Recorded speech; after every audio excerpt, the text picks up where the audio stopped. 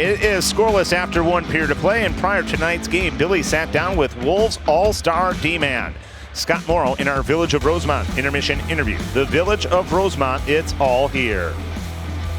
Scotty, first of all, I usually talk about the team, but I've got so much to talk about with you. I want to get to it right away. And this is a tough question. Are you surprised how well you have started this year, especially offensively, in the American Hockey League, your first year pro, with the numbers you put up?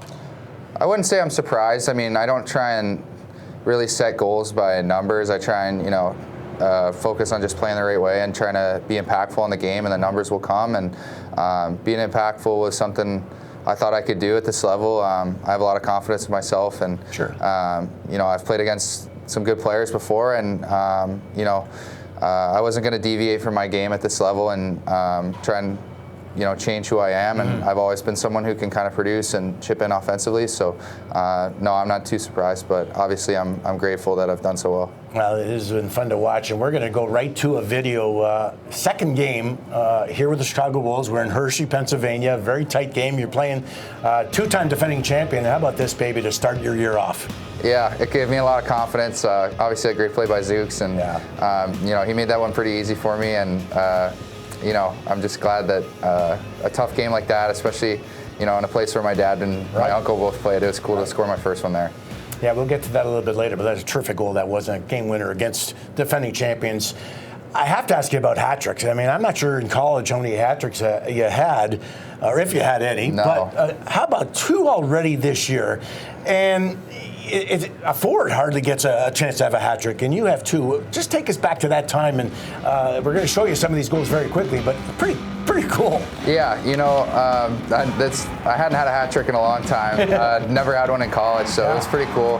Obviously, some of my goals in these games were great plays by my teammates, some just great passes from Felix and Gunny and other guys. Slavo right there. So, they put me in good positions, and I was lucky enough to hit the empty net at the end of both of them with some long rangers. So I'm just glad those went in. Well, you have to put yourself in good position to get and receive passes to score those goals, and you do that very well. Let me ask you about the All-Star game, being selected to the All-Star team. First of all, who calls you up and says, hey, you've been selected to play in the All-Star game?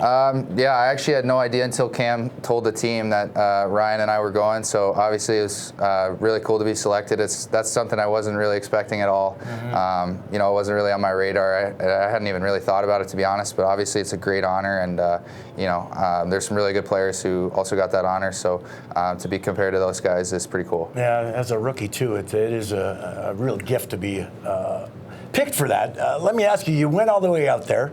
You're in Coachella Valley, and what happened then? You must have got a call from somebody big and said, we'd like to bring you to Winnipeg. I actually got a text while I was on the plane over there, so did you? I had to jump right off the plane and grab my bags and go right through security again and get back on another plane. So obviously, it's a little bit disappointing that I missed out on the festivities out there, but my first call-up of the year is definitely cool to get that opportunity in the NHL. So. Yeah, that's what I was going to ask you, actually, if you were disappointed, because obviously playing in the NHL is the goal of everybody, but you'd had a couple of games under your belt, so to miss the All-Star game, you might not ever play. Hopefully you're not here and you're playing in the National Hockey League, but to miss the All-Star game might have been a little bit disappointing.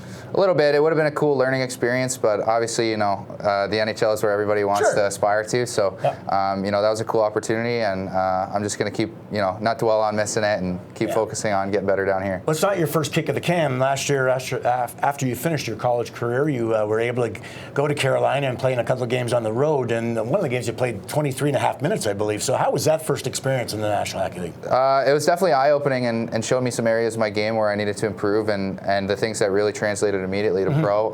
There's definitely a lot of pros and cons from how I played in both of those games, and those are things I just tried to build on in the summer, the good things I did, and try to work on my weaknesses so that come training camp I showed the organization I improved a lot, and obviously that's led to some of my success down here. For sure. I want to ask you, it's really nice to have someone to lean on, to maybe ask for advice. You not only have teammates, et cetera, but you've got a couple of real close relatives. Your dad Steve played hockey professionally, as we see right there. Hershey Bears, you mentioned it. And your uncle Scott, I'm sure you're named after. Yeah. Played a long time, played a couple of games in the National Hockey League, also with Calgary.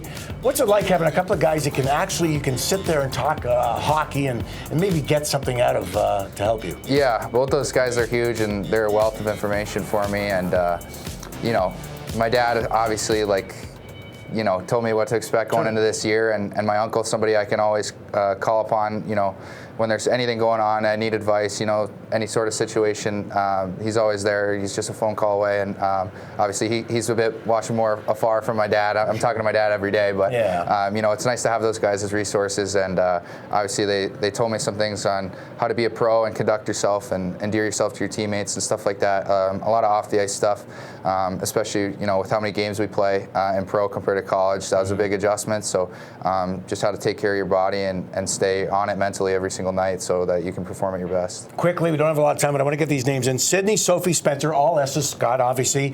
You guys in the basement had synthetic ice. What was that like growing up with your siblings and playing on that? Yeah, no, I think my dad just got so sick of driving us to the rink every day that, you know, he put the space in the basement to use. Yeah. It's cool to have a little area, you know, to do some stick handling and, you know, work on the head fakes and the spinoramas and the stuff I kind of do now. Yeah. That's kind of where it got its start. And a lot of my siblings kind of play like me too and do those same things, working on those little tight quarter skills down there. So it was definitely super cool, and I'm grateful that I had the opportunity to have that, and it really translated to who I am as a player. Absolutely has. Scotty, thanks for joining us. Keep it up. Best of luck. Thank you. Appreciate it. We'll be back with more of the first intermission after this.